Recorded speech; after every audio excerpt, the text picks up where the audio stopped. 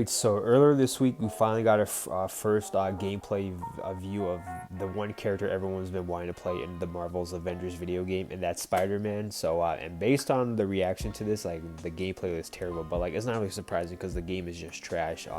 And the worst thing about it is, like, he doesn't even have his own exclusive storyline. So I want you to think about this. Freaking Hawkeye has his own storyline, Black Panther has his own storyline, but Spider-Man, arguably the greatest superhero in all of our Marvel, doesn't. What the heck? So this is going to be such trash with such epic proportions. I definitely cannot wait to see this. So with that being said, let's take a look.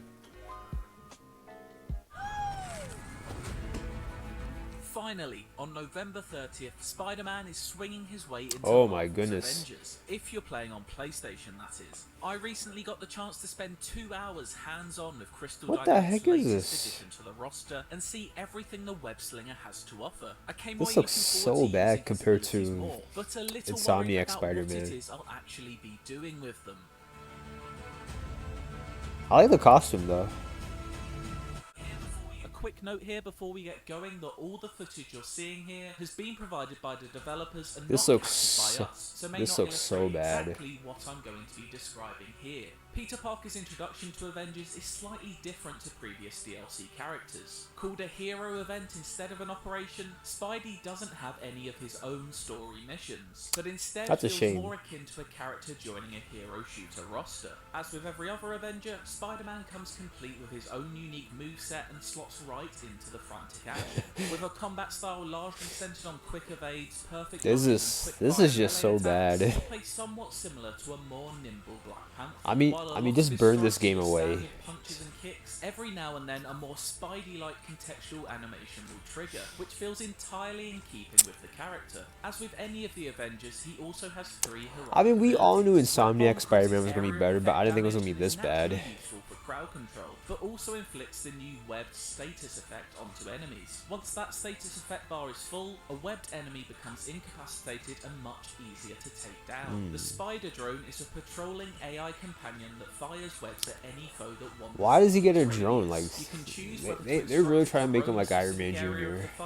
Or set it to follow mode, offering some welcome flexibility on the battlefield. Lastly is Spider-Man's ultimate ability, the Wrecking Ball, effectively a giant ball of webs that smashes down onto the ground to damage anyone near it. That's his ultimate move. In a similar fashion to Thor's Bifrost ability. Spider-Man feels great in combat, which is not entirely surprising. Hero design has never been Marvel's Avengers problem. The same, sadly, can't quite be said for how it feels to play as Spider-Man outside of a fight, though. In this preview build, I got to swing around the eastern seaboard region, which is the closest we're going to get to Peter's native Queens. A very high bar has been set by Insomniac when it comes to the fluid motion of Dude, it's very high. Even allowing some headroom, Avengers falls quite some distance short of it. Opting for the swing off of anything method, Spider-Man effectively swings from a glass ceiling in the air. In fairness to Crystal Dynamics, this is the only real option, with the majority of Avengers locations being rural such as deserts and snowy tundra. The developer also doesn't have the luxury of being able to design a whole city around the Spider-Man mechanics like Insomniac has. Despite this, some of the magic is there, especially for the first swing or two after each launch into the air. But that magic often swiftly and unceremoniously evaporates as Parker smacks his face into that aforementioned glass ceiling,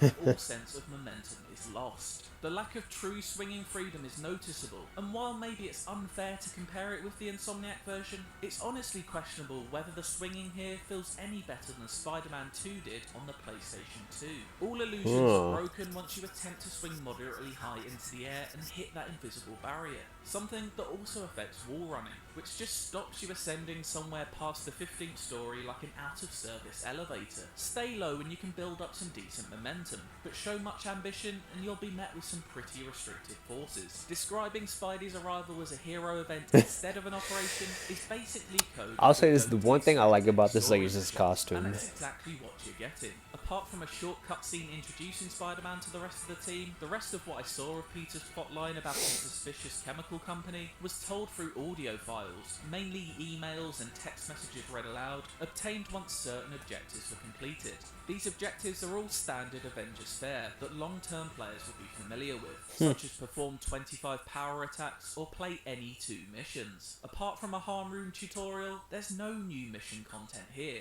The lack of content is definitely frustrating, and those Freaking expecting a Hawkeye new gets his set of own Spider-Man story. story missions to play will be left disappointed. One thing that Spider-Man doesn't lack, however, is outfits. Crystal Dynamics' latest addition to their Marvel Skinematic universe So he comes gets with his around own 40 suits. There's 40 every colour suits. under the Wow. sun imaginable, as well as some fan favourites from the comics such as the Spider Noir suits. Oh, It's okay. clear that a great deal of care has been taken in curating and designing these outfits, so it's a shame that the same attention doesn't seem to have been paid elsewhere regarding new missions or Spidey's traversal. Spider-Man has been a long time coming to Marvel's Avengers, and while it does remain to be seen whether the wait has been worth it, for the moment, his addition feels more like a promise fulfilled through gritted teeth rather than one delivered with a smile.